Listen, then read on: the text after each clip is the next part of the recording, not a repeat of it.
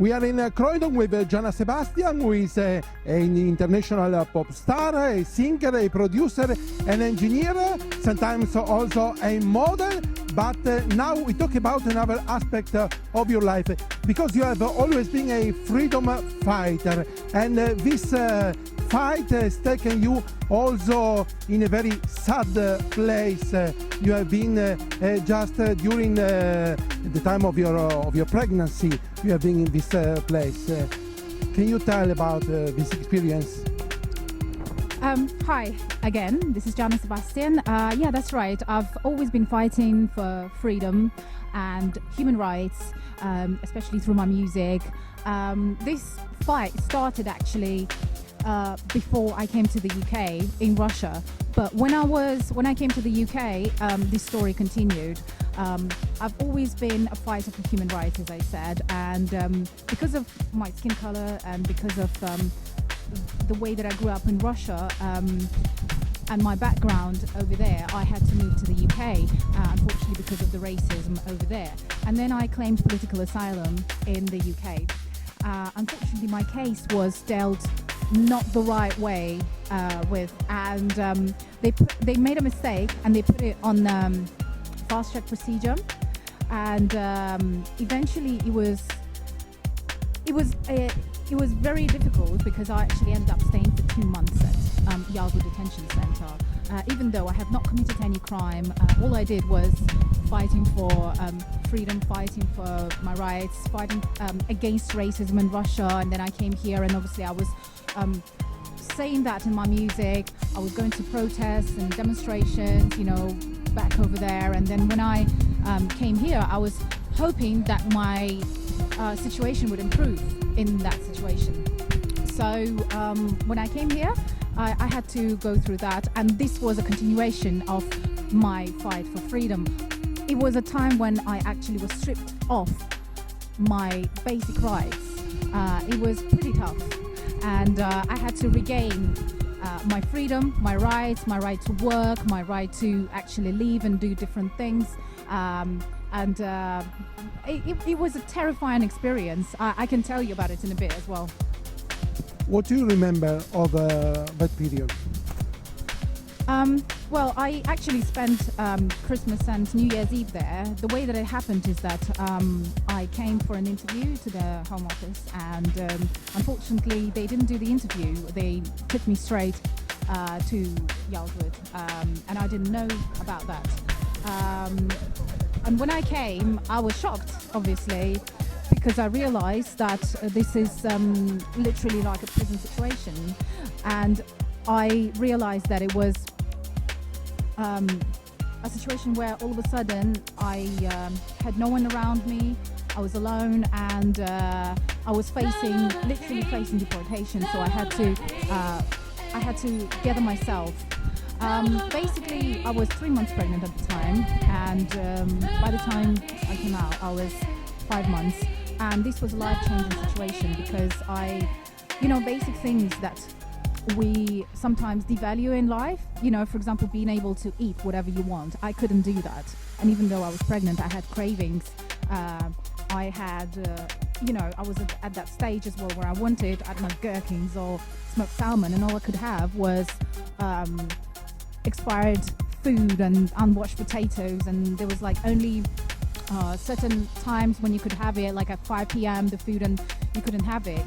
They didn't have the right facilities for pregnant women, and I didn't get the right healthcare, and I missed my pregnancy test. And one of the memorable moments was actually when I spent New Year's Eve over there watching on TV how people spend it outside and were having fun and having the salutes. And when it was midnight there, everybody started banging on rubbish bins and saying, "We want freedom, we want freedom," because this was like an outcry that most people could not understand why they were there, because they have not committed a crime, they have not done anything that they were convicted of. They were just asylum seekers, or they were not dealt with the right way.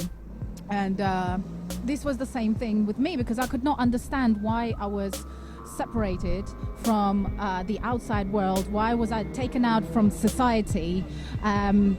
and I wasn't able to pursue my career, and I had so many dreams. I had my studio, I had my house in London that I bought in cash, and it was right there. For some reason I was put into that place where I was not able to do music, I was not able to perform, I was not able to do anything, and it was just constant stress. Another thing is, it was different, is that because you don't know, you're not convicted of anything, and you don't know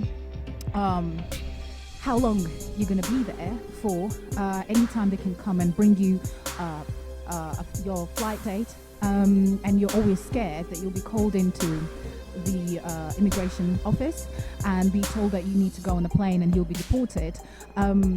Because you're not given a time limit, unlike in a normal prison where people know why they're there for, and how long they're going to stay, so they can plan their life afterwards and they can come out back into UK. This is like a time bomb. You're staying inside and literally counting minutes of your life. You're constantly stressed because you don't know when is it going to finish. And some people stay there for a very long time. And you were afraid of deportation to Russia. Why did you leave your country, your native country? Yes, that's right. The thing is that my case was so strong that obviously when it went to the High Court, it eventually came back with an order to reconsider it, because there was an error in law that was made, and my case was very strong. And I wrote to the Queen from Yarlswood, as I wrote to the MP, who is actually the leader of the Labour Party now, Jeremy Corbyn. And he actually helped me as well with my case. So my case was pretty strong. Basically, in Russia, you know, as you can see, I'm mixed race. My dad is from South India and my mum is Russian. But growing up in Russia, it was a challenging experience because I faced a lot of racism. However, as the time went by, it got worse and worse, and it became like a really serious political situation where I was fighting. I had to fight against it. It got to a point where I couldn't walk down the street without being afraid for my life. I had to travel in a car everywhere. And then eventually, after I've started performing and putting that into my lyrics, in my music, and attending anti-fascist protests and demonstrations, my band, Just Soldiers, was blacklisted, and eventually we were threatened, and just before I was supposed to perform at Bob Marley's festival, my bass guitarist, who travelled separately, but he was wearing Jar Soldier's t-shirt, he was beaten up by approximately 35 skinheads on the street, and really badly. You know, he had to have 2 plastic surgeries, I think, and you know, like his whole life changed. And for us as well, because from that point we could not do any more shows. And by the way, even before, we had to call anti-fascists to our shows to fight against skinheads and against the fascists outside for us, so that the neo-Nazis who were waiting outside our concerts would not beat us up, because they knew where we were. They were like harassing and stalking us. I personally had a lot of experiences. I had to run away from skinheads. I was racially profiled by police all the time, constantly. I was stopped on the street by police, and basically because of the case, it went. The Russian police should have defended you. No, unfortunately, as soon as I started walking to school by myself, without my parents especially, I was stopped by police on a regular basis, asking me for documents, because I was treated like a foreigner, even when I was 13, 14, and I'd tell them, this is my area, this is my house, this is my school, and I am a native person here, but they did not believe me. They wanted to take me to the police office, you know, because I don't look Russian enough. Unfortunately, I faced these kind of racist remarks as well every day on the street, in the tube stations, and even there were like quite a few situations as well where an agent who was dealing with UK visas in Russia, as soon as he saw my picture that my mum showed, because she brought my application to him, he did not want to deal with me, with my case, just because he said, I'm not going to deal with a person like that, right? And we had to make a complaint to the embassy as well, and this was dealt with by the embassy, but unfortunately I had to deal with these kind of things on a regular basis. So the police was not on the side. In fact, when we went to the police office because of what happened to my bass guitarist. They said, you want to live in this country, you have to believe that there's no racism here, there's no fascism and things like that. You better shut up. And nothing like that happens in a library or in conservatory. And unfortunately, this is how it was dealt with. And then I publicized what happened on Just Soldier's website, which was picked up by live journal pages. Like people, thousands and thousands of people reposted it. And then a week later, the newspapers picked it up, and the TV station, major TV station, actually did a report on it, and only afterwards the case was opened, after there was a big media attention to the case. However, there were many cases where if it wasn't musicians, unfortunately, and people couldn't get the attention, it was just under the radar, and it was never reported to police, and people were afraid to do it. Like, I was afraid to report, like when I ran away from skinheads, because when I was running away from them, I was 15, a police officer was just standing on the street and not paying attention. And these were things that you would not be taken seriously for. And unfortunately, because this is a bit different in Russia, at that time, especially, like most of the times wherever I go, I'll be the darkest person everywhere, literally. So unlike UK or America, where you have ethnic communities of Asians or people from different countries in Africa, or like different ethnic communities, you have that could stand up for you. For me, I was alone. I was completely alone. So whenever anything happened to me, there was no one to stand up for me. Everybody I knew was, Russians, and so I felt kind of disconnected as well. And that kind of attitude also followed the same way in show business. People of color would not. It was so separated, and it was so kind of like lonely in that sense, that I knew I could not, whenever something happened to me, I could not actually go and complain and say, can I have like 10 people of the same race come and help me out, let's unite. There was nobody to unite with. How did this experience reflect in your music? Actually, as soon as I came out, I wrote Emancipation EP, which was released in 2009, and I have songs there like Emancipation, Nothing Like My Freedom, and I am actually talking about my experience of finding my freedom and my basic human rights again, because I wasn't allowed to work for 2 years. After that, I had to sign on every 2 weeks, just because I was released on bail, and my case was still going on, and this was the only way to come out, even though it was a bit weird. Again, like why I was stripped of my basic rights. Then I also recorded my EP I'm Free, which was released in 2014, and that also reflects my experience in regaining my freedom, my confidence, and both spiritually and physically. Because to be honest, after that experience, it took me quite like a couple of years to regain my confidence. It had an effect on how I viewed myself. I had to go through a lot of psychological change afterwards and really work on myself, because it took me some time to be confident again, to go on stage, be confident about my music and who I am. My whole identity was nearly destroyed while being in Yarlwood, and I had to build it all again from scratch. I had to build and put Jahna Sebastian, who I am, back pieces by pieces, so that I could have faith in myself afterwards. Because imagine, if you're not allowed to work, you're in some place where you are under complete control. It's like a Big Brother house, and you haven't done actually anything. You start questioning yourself. So it took me some time to get back into who I am. It was an experience of a person shedding their skin and building my identity again. So it took me some time, and I'm Free and Emancipation is what the EPs are reflecting that. What do you think about the campaign to close Yarlwood? I definitely think it needs to be shut down. That place is disgusting, and it's just for me personally was such a horrible experience. But I'm not a person that would say what is personal is political, right? But in this situation, this is personal. However, I do feel for other people as well, because I've seen children there. I've seen babies as young as 3 months old in that place.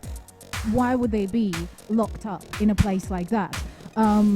People have a very who don't know about this, right? They have a very negative opinion about asylum seekers and refugees and immigrants, which maybe is portrayed in the media in a negative way.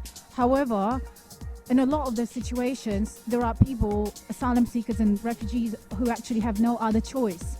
Back home where they are, like there's a war zone or certain situations happening, there's racism, or they have to choose between life and death, and that's why they come to UK or other countries to seek asylum, and they end up in this situation. They end up in prison or like locked up like that for no reason, absolutely.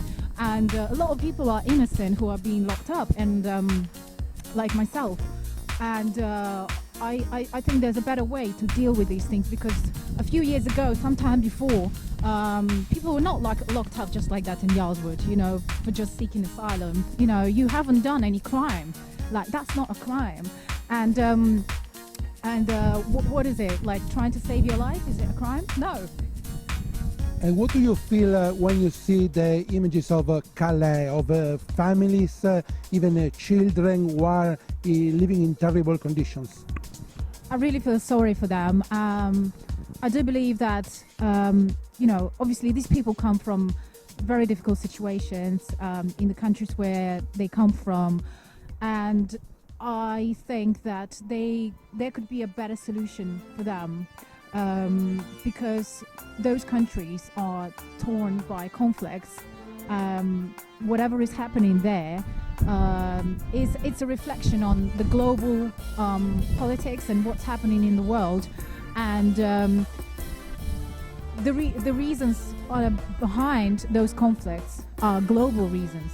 And obviously the countries that are first world countries that have the opportunities and the money and billions and trillions invested into other industries, the money is there that can help those people. They don't have to live like that. They don't have to be in those conditions. I believe there is a better way to treat these people and help them out.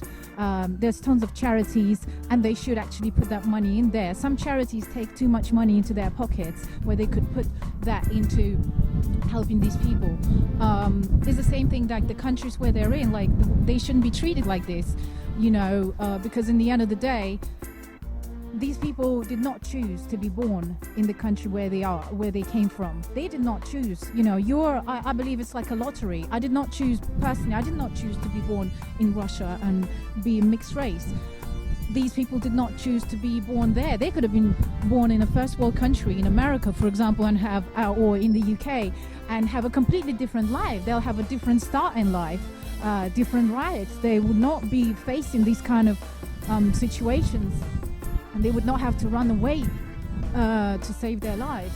So it's like a lottery, I believe, because in the world, I think the inequality is not even in the money as such, because you can move around and earn the money.